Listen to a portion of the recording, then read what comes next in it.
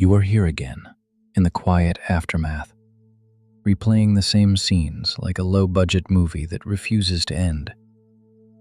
The part where you stayed, the part where you didn't leave when you swore you would, the part where everyone else seems to have a cleaner exit story than yours. You sit with the familiar ache in your chest, that mix of embarrassment and grief, wondering how it became easier to survive something than to walk away from it. You don't call it strength. You call it stupidity. You call it weakness. You call it whatever hurts the most in the moment. Your mind keeps circling the same questions, the kind that never bring answers. Why did you stay so long? Why did you make excuses? Why did you protect what was hurting you? You pick apart your own memories like evidence in a trial where you are both the judge and the accused. Every small hope you had feels like another count against you. Every time you thought it might change feels like another reason to feel foolish now. You shrink yourself inside these thoughts, as if becoming smaller might make the shame quieter. You know this place. You have sat here before. The space where regret pretends to be clarity, where hindsight sharpens its knives and tells you it was obvious all along. You feel the weight of all the times you minimized what you were going through. You told yourself it wasn't that bad. You told yourself others had it worse. You told yourself to be grateful, to be patient, to try harder. Now those words echo back at you, hollow and heavy. There is a particular loneliness in blaming yourself for surviving something. It feels backward, like punishing yourself for staying alive inside a situation that kept hurting you. You wonder if other people feel this too.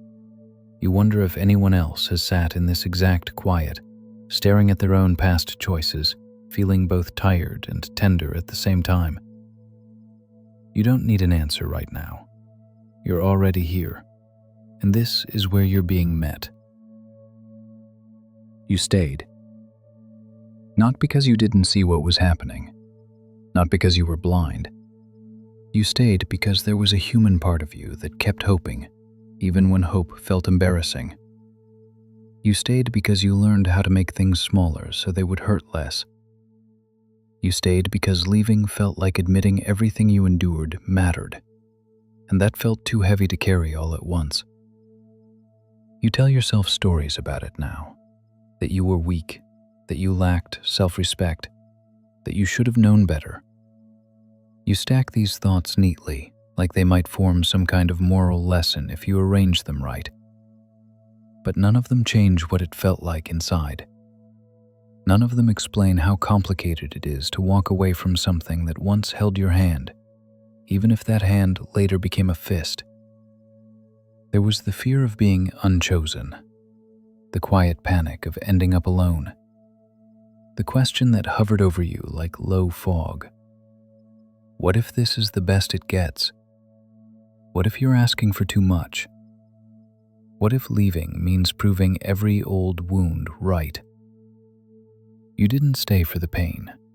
You stayed for the small moments that almost felt okay. The apologies, the good days, the version of them you kept believing might come back. You learned how to minimize your own hurt. You told yourself it wasn't that serious. You told yourself you were being dramatic. You compared your pain to other people's pain and decided yours didn't qualify. That takes effort. That takes endurance. You don't usually think of it that way, but staying costs something too. Have you noticed how easy it is to be kinder to other people than to yourself? How you would never speak to someone else the way you speak to you? You would never tell them they deserved what hurt them. You would never call them stupid for hoping. But when it's your own story, the rules change. The voice gets sharper. The mercy disappears. You stayed because you were human, because humans attach, because humans hope, because humans fear losing connection more than they fear being hurt. That doesn't make you broken. It makes you familiar. Staying cost you things you didn't notice at first. It wasn't loud. It wasn't dramatic. It happened quietly. Like a slow leak you only discover when the room feels colder than it should. Your energy thinned out. Your trust in yourself softened at the edges. Your voice learned how to whisper instead of speak. You started checking your reactions before you felt them, editing yourself in real time. You stopped believing your first instincts. You learned to second-guess the part of you that noticed when something felt wrong. You told yourself you were overreacting. You told yourself you were sensitive. You trained yourself to doubt your own discomfort, which is a strange thing to do to someone you live inside. There were pieces of you that got smaller. The part that laughed too loudly. The part that said what it meant. The part that took up space without apologizing. You didn't lose them all at once. They just became harder to reach. Like furniture pushed into the corners of a room you stopped using. You carried tension in your body without realizing it. Your shoulders learned to brace. Your stomach learned to tighten. Your breath learned to stay shallow. You didn't call it fear. You called it normal. You adapted to the atmosphere, even when it was thick with unease. There is a tiredness that comes from constantly translating your own experience, from explaining things away, from shrinking your reactions so they don't cause ripples. It's exhausting in a quiet way, the kind of tired that sleep doesn't touch. You might look back now and feel angry at yourself for what you allowed. That makes sense. But there is also a sadness there, for the parts of you that worked so hard just to get through the day, for the version of you that thought endurance was the same thing as safety. None of this makes you dramatic. None of this makes you weak. It just shows what you had to do to survive the environment you were in. You didn't walk out untouched. No one ever does. You paid a price. You just didn't get a receipt for it. Something is different now, even if you can't quite name it. Not in a dramatic way, nothing cracked open, nothing announced itself. It's more like a quiet malfunction in the old pattern, a pause where there used to be reflex, a moment where you don't immediately blame yourself. You notice it and almost miss it at the same time. There are small hesitations in the familiar loops. The urge to defend what hurt you doesn't come as fast. The instinct to excuse everything feels tired. You find yourself less interested in rewriting the past to make it hurt less. You don't feel ready to call it clarity. It's not that clean. It's more like fatigue with the old stories. They just don't work the way they used to. You catch yourself stopping mid-thought, mid-spiral, mid-accusation. The voice that used to rush in with judgments arrives a little late now, like it overslept. You don't celebrate it. You don't make it mean anything. You just notice the gap, that small, quiet space where nothing is demanded of you for a second. It feels strange to not immediately know what to do with your feelings. You're used to analyzing them, correcting them, shrinking them. Now they sit there longer, unfixed, untranslated. You let them exist without rushing to manage them. That alone feels unfamiliar. You might feel heavier before you feel lighter. That happens.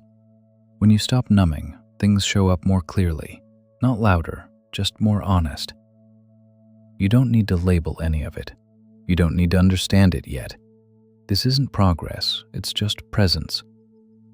Energy starts to return in tiny ways. Not motivation, not excitement. More like a little less resistance to your own thoughts, a softer relationship with your reactions. You don't argue with yourself as much. You don't interrogate every feeling. You let some things pass without a verdict.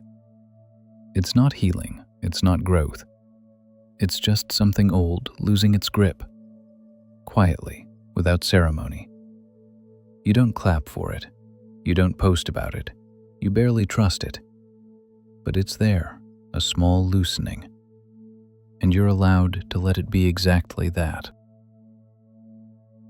You are here now, not fixed, not finished, just here, in a place that feels steadier than before, even if it's still tender. The ground under you doesn't keep shifting the way it used to. You still carry what happened. It still shows up in quiet moments, but it doesn't collapse you in the same way. It sits beside you now instead of pressing you into the floor. You notice the difference in small ways, the way your shoulders drop when you realize no one is watching, the relief of not having to explain your choices, the calm of moving at your own speed. You don't call it peace, that feels too grand. It's more like a truce with yourself, a little more air inside your chest, a little less noise in your head. There are still days when the old questions come back. Why didn't you leave sooner? Why did you accept that? Why did you keep hoping? They still sting, but they don't define the whole day anymore. They pass through instead of settling in. You can hear them without letting them run everything. You are learning, slowly, what it feels like to trust your own reactions again, to notice discomfort without immediately dismissing it, to let yourself feel unsure without attacking yourself for it. It's quiet work, invisible work, the kind that doesn't look impressive from the outside, but it matters. You don't feel brave. You don't feel proud. You mostly feel tired in an honest way. Not the exhaustion that comes from pretending, not the heaviness that comes from shrinking. Just the tiredness of being human and staying present in your own life. You're still tender, still learning, still figuring things out. But you're standing in a different place now, not above the pain, just not drowning in it either. This is where things are clear again.